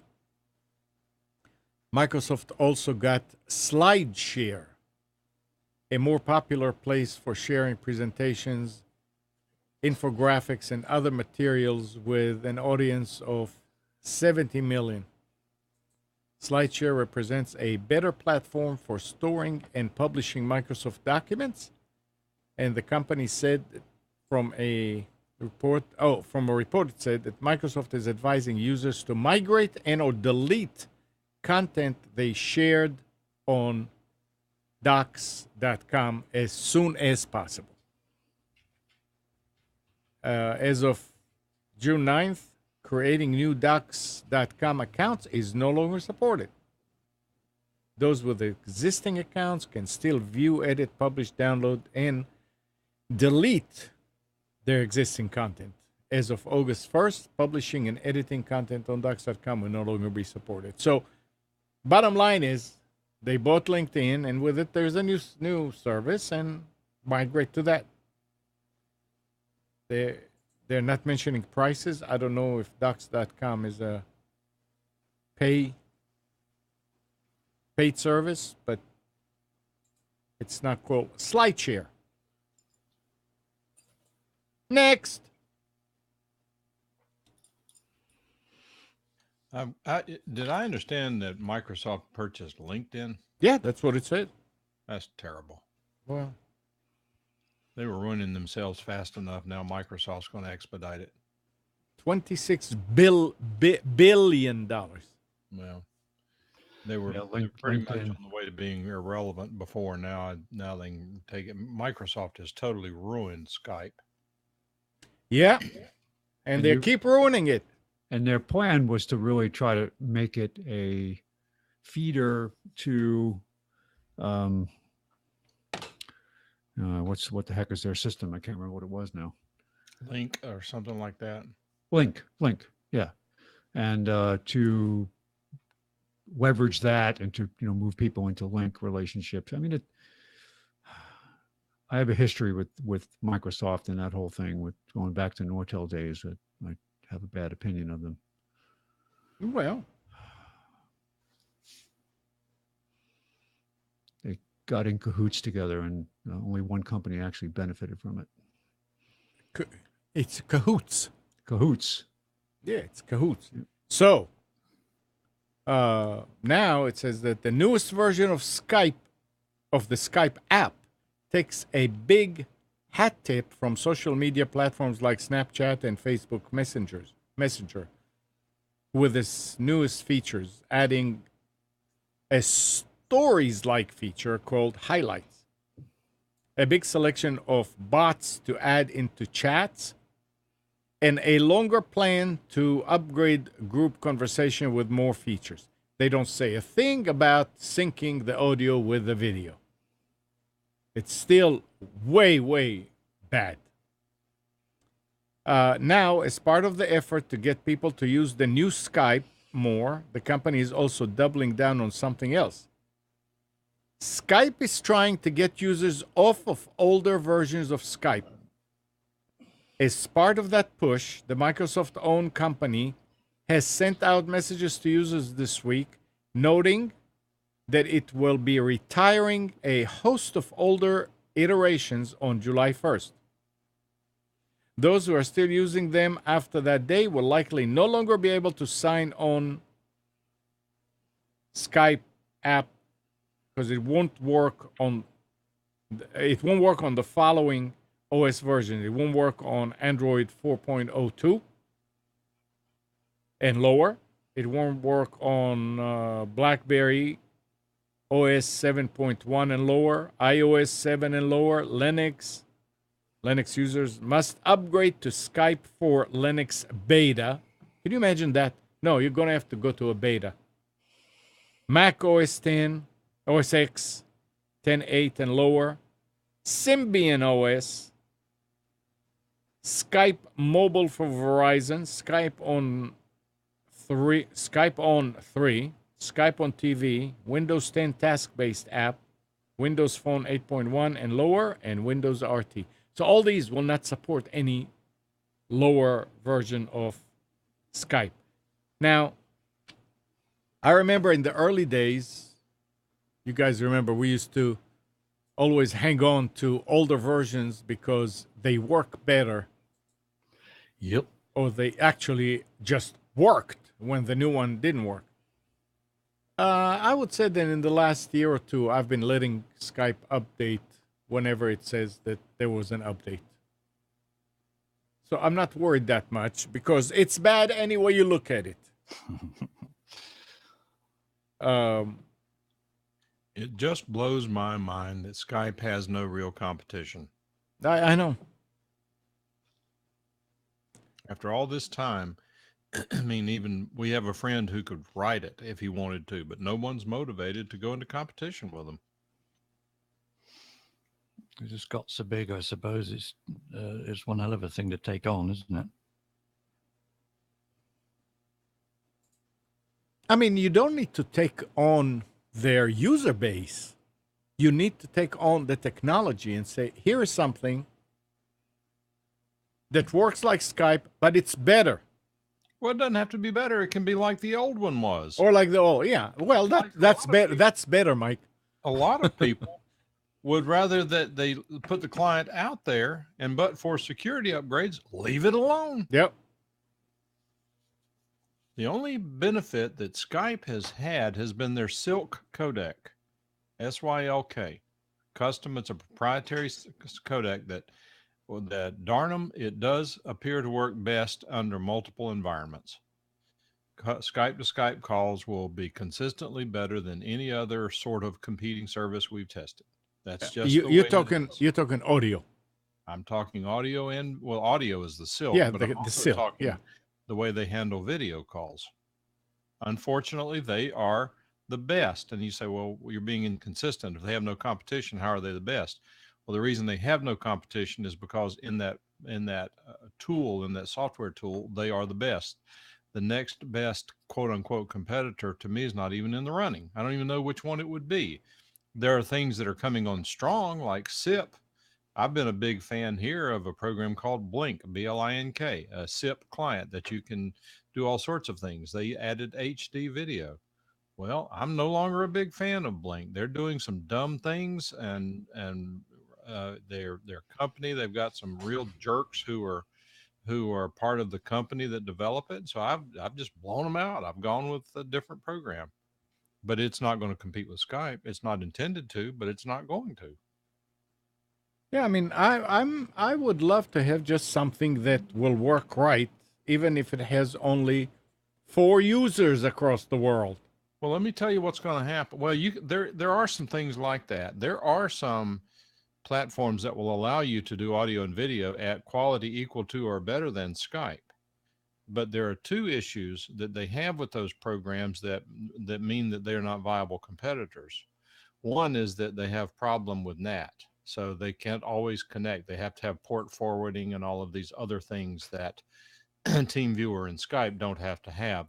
They're able to navigate through port 80 or something that I don't understand about that. Jason probably gets it. I don't get it. The other thing that they don't have with their audio and video is error correction, in that Skype has probably the best error correction, that is recovering from packet loss, recovering from minor interruptions in the audio and video. Skype is able to get back in. Now they are able to get back in, get things going back like you may not even see them. These others, they just don't seem to be able to negotiate them back to the original starting point. The problem with any new one that comes along is convincing all your friends and colleagues and workmates and whoever else to switch from Skype to the new one and to give it a try. Well, I don't have any friends, so that's not a problem. Exactly the same with me, but that's going to be the big bugbear. is getting them to actually try it, because people are like, well, it works, it has problems and it's not always brilliant, but at least all my friends and everybody I know is on it. I can't be bothered to try a new one. No one's got time to try new things anymore. Yeah, that wasn't a complaint, Amnon.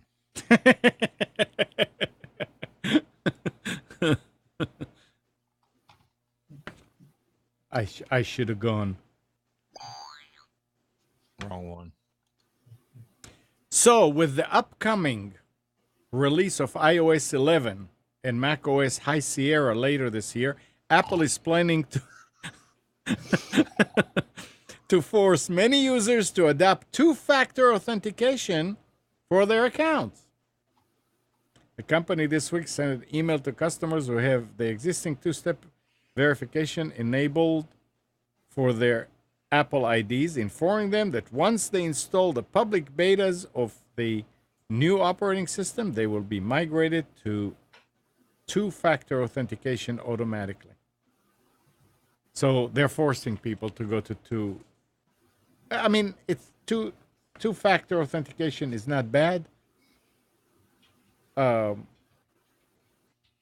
would like to think that there are ways that you can secure yourself without having to do that. And this is something that I wasn't aware ever. Amazon has stepped up lending to third-party sellers on its site who are looking to grow their business. So said a company executive. The e-commerce giant has doled out more than $1 billion in small loans to sellers in the past 12 months, compared with more than $1.5 billion it lent from 2011 through 2015. I don't understand that lending thing to sellers. I mean, I want to sell on Amazon, so lend me some money so I can buy the stuff and sell it on your... Is that how it works? Is that what we're talking about? Anybody? Hello? I have no idea. I don't know. I know this. People say, I want to start my own business. If you get web savvy and learn how to manage eBay, you can buy stuff on eBay and then turn around and resell it. I made that comment to a buddy of mine, and he said, that's a fact. And I said, well, what makes you say it like that? And he said, my daughter's making $180,000 a year doing it. Yeah, that's very nice. And when you get into that, and you can have the PayPal credit, which is like a credit card, so to speak. No credit, Amnon. No, but this is nice because that gives you no interest for 6 months, and I use it a lot, and you just keep on paying it so you don't get to like 4 months. No credit, Amnon. All right. You see everything behind me? Yeah, no credit. I know. You know who it belongs to? Who? Me. 100%. No bank owns anything you see here. Well, yeah, that's nice. Nice if you can do it. You can do it. But to get the money from them, that's you go to Walmart, you want to sell them your gadgets, so they'll sell it in the store, and you say, well, loan me the money so I can produce my gadgets, and then I'll sell it in your store. It's like I don't know, kind of weird. So is this kind of like a, what is it? What are these things called whenever you raise money to build a product? Jumpstarter. No, Kickstarter. So it's like a Kickstarter for businesses. I guess. That happens all the time. All the time.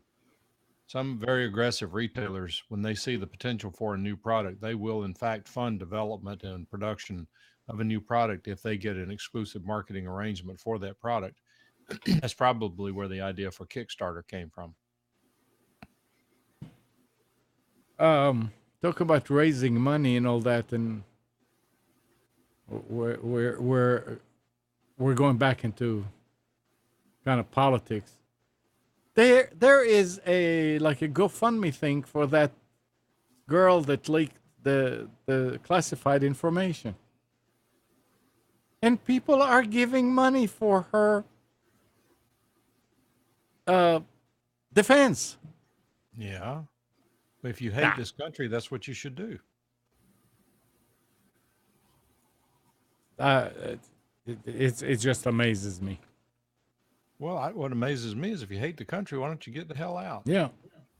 Go someplace and be happy. Life's too short to be unhappy. Somebody said, what did they do years ago when you were convicted of treason? They kill you, they hang you, they shoot you, they something.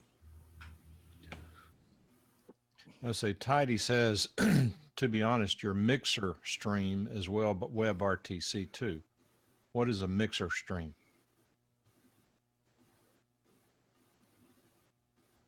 I don't know what a mixer stream is. No, Tidy, why don't you call in? 919-518-9773, Computers 2K Voice, if you're on Skype. It's really funny. Jim says he just paid off his mortgage, and it's really funny because a friend of mine and I have discussed a lot of things financial over the years, and recently he convinced his wife to pay off their mortgage. They had the cash, they've had it for a long time, but they just, we've got to have the tax deduction, and what if we need the cash later, and and so finally he convinced her. She said, all right, let's do it. So they paid off their mortgage, and she was a little jittery there for a little while. Then the end of the first month got kind of a little uptick in her eyebrow. Don't have to make the house payment. 3 months down the road, she's quietly dropping comments at work about, we paid off our mortgage. That was a really good thing. I mean, now she wants to travel and buy a new car and all that. But you know what? It's all cash. Go for it. It's a great place to be. Yeah. It is. And Tidy is saying it's where you're streaming to right now. And he said, was Beam.pro. I mean, the main feed is Beam.pro was rebranded to Mixer. Yeah, I don't Mixer.com. Something you're using? That's Channel 1. Okay. That's actually an IBM company. And when I told Nick about this, he said, yeah, that's great. And don't misunderstand. I don't have any problem with WebRTC. It's just not fully developed yet. It's interesting. I don't know that that's WebRTC, though. I thought that was HTML5 and Flash. I don't know. But, Microsoft, not IBM. Yeah, Microsoft. I'm sorry. But no, WebRTC has got a lot of promise for bringing. It could even be the way that we get a Skype replacement, but it's not there yet. For example, what was it? WebRTC 2.0 was supposed to include the ability to select individual microphones and speakers like Skype does, and even Google Hangouts does, but unless they've added it in the last 6 months, which I haven't checked, it's not there. And for those of us who try to use it for more than just the absolute simplest of applications, it's very limited. Mm-hmm. So yeah, Tidy. So and noticed your stream there. Okay. Oh, good. Yeah, they were very nice when they were Beam. And I found out about them, and I sent an email and told them what I'm planning to do, and told them that I want to do 24/7 and all that. And they looked at the channel and all that, and they sent a message back, and they said, yep, you're clear to do it. That's fine. And then a day later, they were literally a day later they rebranded it to Mixer, and things were a little bit shaky for a couple of days. The picture was not right, and they fixed it. And very nice. So Tidy, what about all the other ones? So is this WebRTC? I mean, when we're using it and streaming to it using Wirecast, is that actually using WebRTC to get into it? I really thought that it was either Flash or HTML5. But what about all the other ones? The YouTube and the Stream.me and the Daily Motion and Chew and Twitch.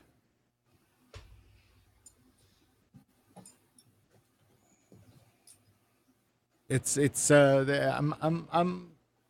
very interesting to find out about this. Hopefully everybody switched and we don't even know it.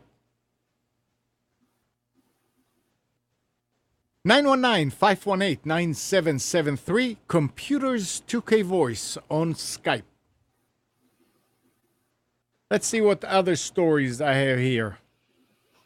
The rarest peep is one found on the iOS App Store.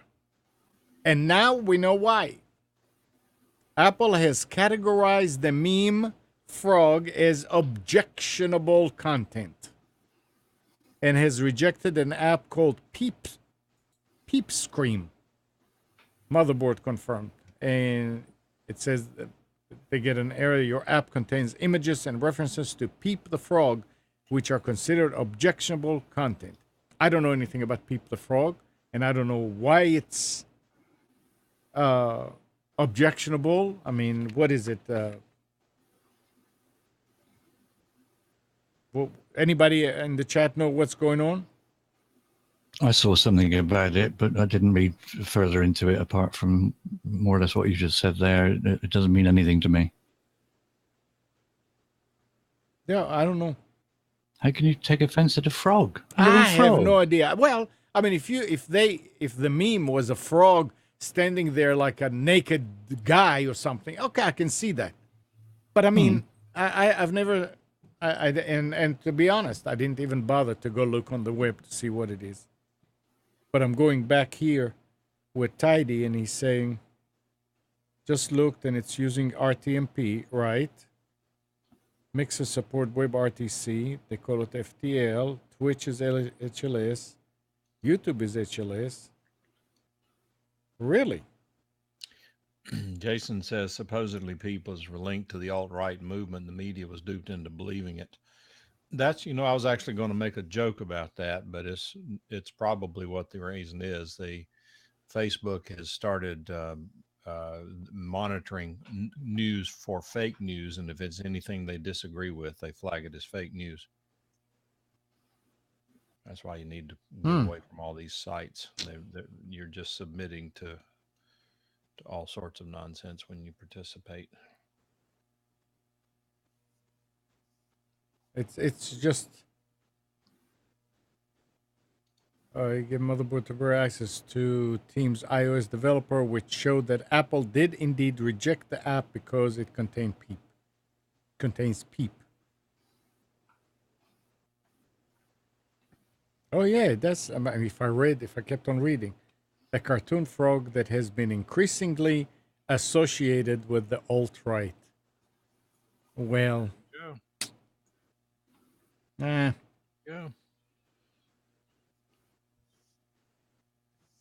To control the entire vocabulary and speech of the country. Yep. Sure. And the idiots who subscribe to that crap and don't dig deep and look at what's really going on are going to be victims of it.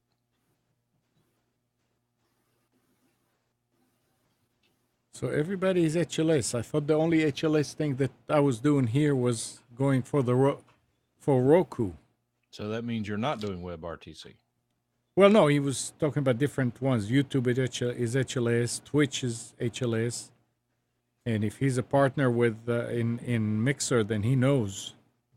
Well, but it says here TBH. Well, I guess is to be honest. Just looked, and you're using RTMP, which is HLS, which means you're not using WebRTC, which I know I'm not using WebRTC, but it may be considered once they receive it and do process it and everything, maybe it's, I have no idea, WebRTC.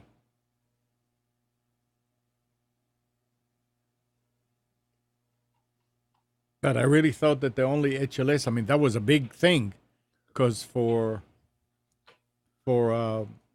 Roku, you have to have HLS. And that's why I asked Ron to actually set up an HLS server on one of our servers.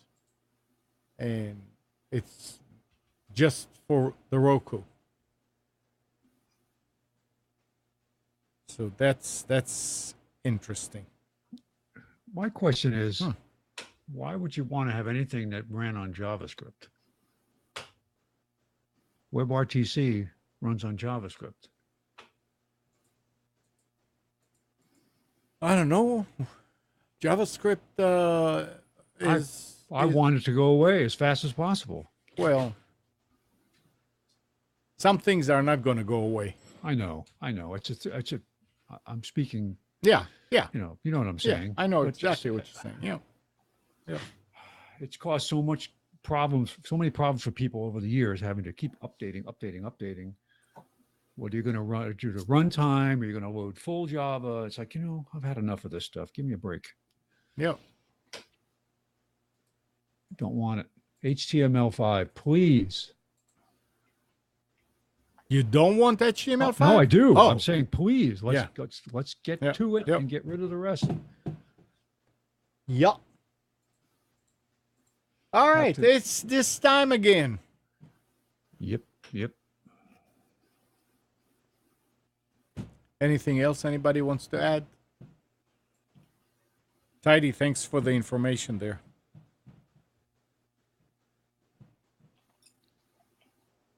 I really like Mixer, and that's why they are the default one. I mean, they're fast. And if you go, I mean, it's really for gamers. And apparently they have less than 1 second latency for gamers. Of course, you don't get it the way that we use it. I mean, there's still a delay, but it comes up real fast. Unlike the others that and then they'll come. What's the default player on the website? Is it MX? Yeah. Well, there's more than 1 second lag on that. It's about 15 Oh, I know. seconds. I know. No, I'm saying when you are a gamer and they're playing with each other, if you go to mixer.com, you'll see the information. And I said, oh, wow, really? I mean, really, if you click on the Facebook on channel 7, it's like almost instantly comes up, but there's still a delay. Yeah. Well, that's different aspect of it. But just tell what you need to do, Amnon, is tell them you're a gamer, that you certainly aren't taking this stuff seriously. Yeah. No, I like to tell them exactly what I mean. Look, we have enough. That was a joke. Yeah, we have enough CDNs. If something goes down, there's Well, you only another got one. 7 plus audio. Yeah. So you tell them what it is. You don't want to piss these people off. They're putting a lot of time and effort and money into this, and here's what I do. If you don't want me to do it, it's fine. I have no problem with that. Well, let me ask you this, and then we're running late. But I question. So Tidy says if you use their software, which is OBS FTL, it's half a second delay. My question about that is, are you currently are you streaming directly to Mixer, or are you streaming through some distributor? I am actually through Restream.io, but I tried to go directly, and it didn't make that much difference. So if you had OBS, I think you have to use half a second. I don't know how. I mean, well, what's the difference, Tidy? I wish you call in. Or at if least you can. Private message Amnon your email address so he can ask you some questions. Because the OBS or Wirecast, I mean, they're both just switching and streaming pieces of software that, as far as I'm concerned, doing the same thing. I thought it's gamer to gamer when you are on the site, not RTMP. Maybe that's what you mean. Yeah, that's right, because you could use OBS and be connected directly to. I think I wish Nick was here, because Nick would have understood this, because that's what he does. But it's a very nice. Nick was, wow, really, Beam.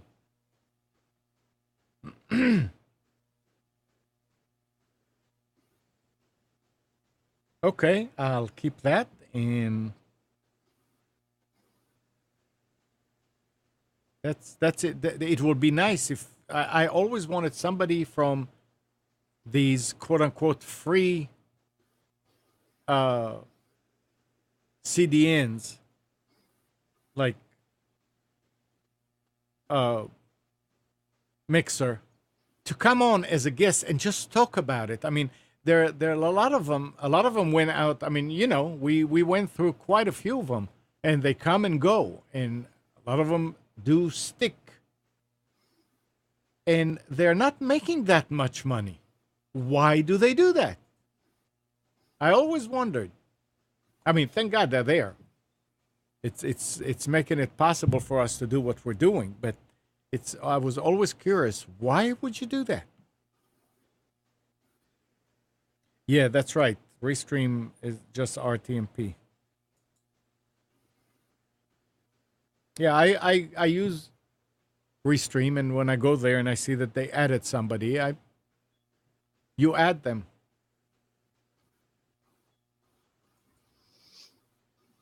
Okay. Anything else? That's it. That's it. Had enough. Nothing. All right. All right, guys. Well, thank you. Thanks, Mike and Steve Thank you. and Spence. But that's it. Good morning, Kathy, Hannah, Nabil, Mac, Norm, Katie, and Donna. Thanks, everybody, for tuning to Computers 2K Now. We hope you enjoyed and maybe learned something from our time together. Remember to practice safe computing, back up your hard drive, and update your virus scanner. We'll be back here next Sunday at 9, but you can always reach us at computers2know.com. While you're at it, like us on Facebook, subscribe to our YouTube channel. Next show is tomorrow at 5, which will be the Gisela Show. Bye, everybody.